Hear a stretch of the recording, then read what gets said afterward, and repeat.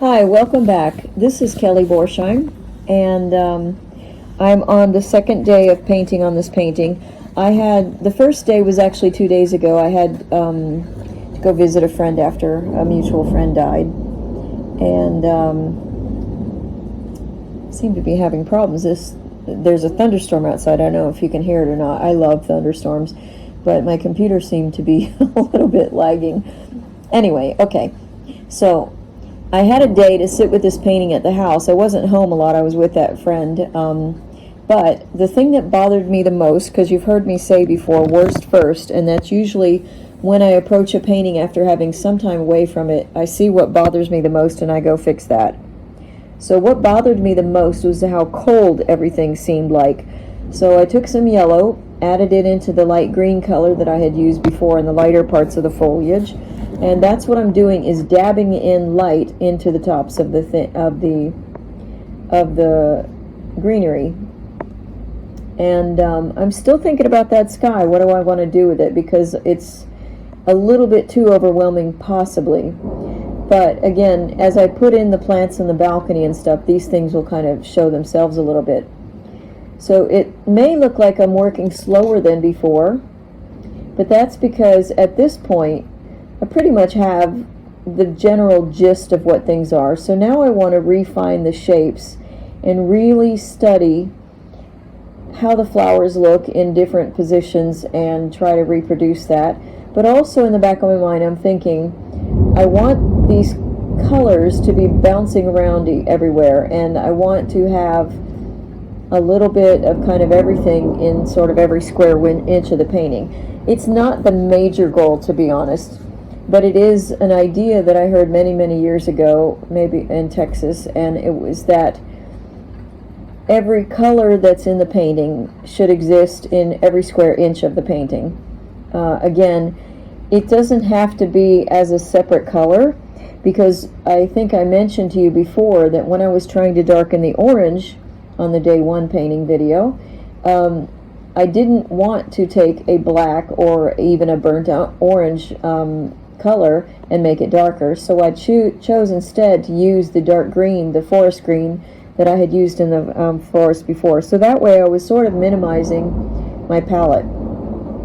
I broke that rule, however, when I decided to pull in yellow, because I felt like the orange was not going to give me enough of the brightness. I just pulled a anti-Casey Klon, the pastel, the colorist. I love him and his work.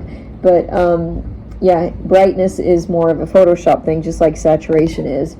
And so what I really mean is the lightness of the hue. I wanted an intense green yellow color, and so that's what I'm working on. So I decided go ahead and add yellow into the palette mix, because orange wasn't going to give me what I needed, and I didn't want more dull colors. So anyway, yeah, I'm working a little bit slower, a little bit blending, because now I'm technically on my second pass for a lot of this. The first pass is what I would call is when you put a layer of paint on your canvas, and other than the Campitura. The Campitura is that lavender field color that I painted the whole canvas with as sort of a solid piece, but you can still see my strokes up at the top of the sky part, you know. You can see how a little bit dark and a little bit light, a lot of that has to do with which direction I was moving the brush, because it's the same color that I mixed everywhere, pretty much, I think. Usually is.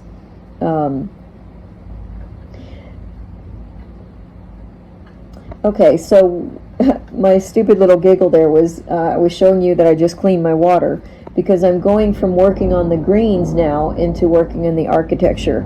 And I decided to use that strong yellow up again in the building as well, to sort of pump up the contrast, but also add a little bit of warmth to the orange that will have that in there. I do like that architecture has a little bit of light. You see more of the building there, and in that top left side. So I think that's kind of important to get a little bit more contrast in there, and see how that goes. So again, because I'm not trying to copy exactly the photo, but I am trying to copy the qualities that I like about the photo. And I do tend to like high contrast stuff. So a lot of, again, is knowing yourself and what's important to you.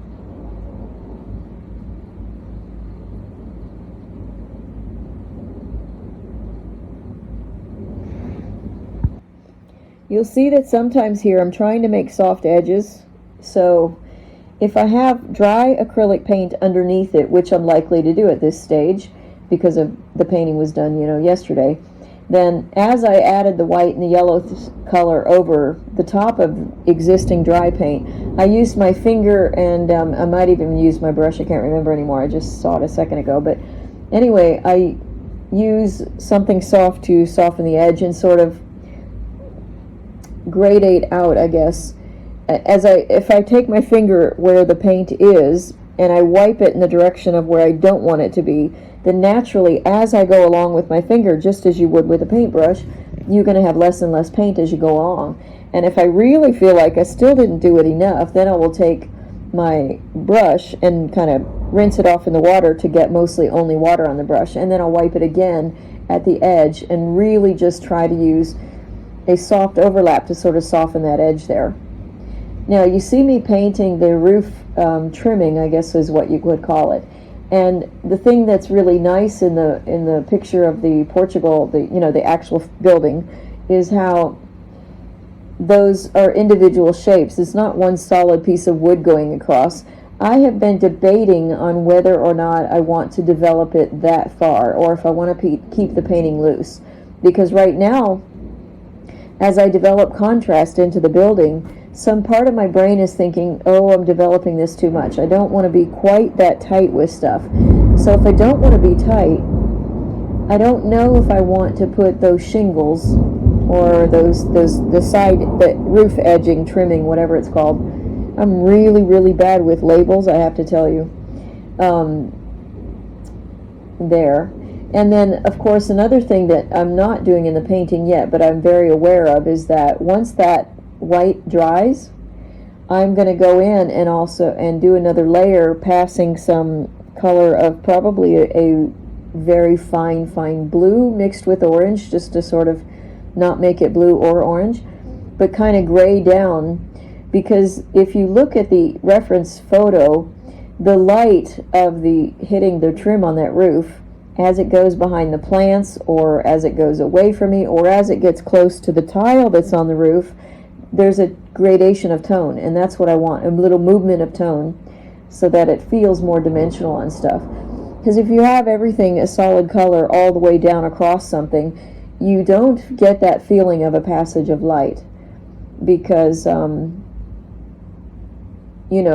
even when you have a bright sunny day, you're going to have some places are going to be lighter than others, even if they're close to each other, because there are other objects that are falling on that. Like I said, the plants that I haven't painted yet, they'll be making a shadow onto that building just the way that the roof line has. And also, if the trim goes behind the plants where you don't see it so much, it may not be getting a direct shadow enough to be painting it, but you're still going to have it get a little bit of darker stuff for that reason. So, and if you didn't have a change of tone, I would probably add it in for interesting sake. Now, I've been looking at this painting a little bit today, because as I'm making this audio video, I've been looking at this, and you see that central balcony piece, I've got it going too high up on that right side on the edge.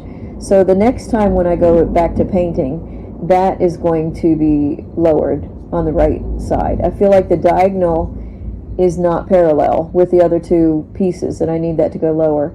And that happens when you're painting, so that's why you have to be careful about not beating yourself up too much if you don't like how something ended up looking, because that happens. You apply paint and shapes change, and that's fine. That's why you learn how to draw, because you can go change things when you choose to. And I'm really loving that blue, the big, bright, intense blue that's right near the balconies there. And it's funny because theoretically, since those flowers are more distant than the other ones, it should be that that color would be less intense and the colors closest to me would be. But it's not necessarily the case all the time. And I like to switch things up a little bit. And I find it quite fascinating to put the lightest thing, the highest contrast thing, further back in the distance from the viewer. So, I don't know. It's fun to learn the rules so that then you can break the rules. This is what I love about having two hands. You know, keep the one clean that's going to be the smudger one, and then the other one's going to be the brushing, and you can kind of work quite quickly with the acrylics together. So I'm about to run out of time for today on this particular painting, but I'll try to record the other parts of it, but I do want to keep this loose and we'll see what happens. Please, if you like this kind of content, like the video, share it with your friends, subscribe to the channel, click on the notification bell if you'd like to receive notices when I post new things, once you enter your YouTube account, that kind of thing. And by all means share it, and become an art patron if you like, because it is my patrons on Patreon that support my making these videos, because they do take me some time, and I'm not the technical genius that I might have been back when the internet got started. So thank you for watching, and yeah, send me some feedback, send me love. Thanks. Ciao ciao for now, art lovers, art painters, creators. Ciao ciao, belly. Ciao ciao. Now I can listen to the thunderstorm.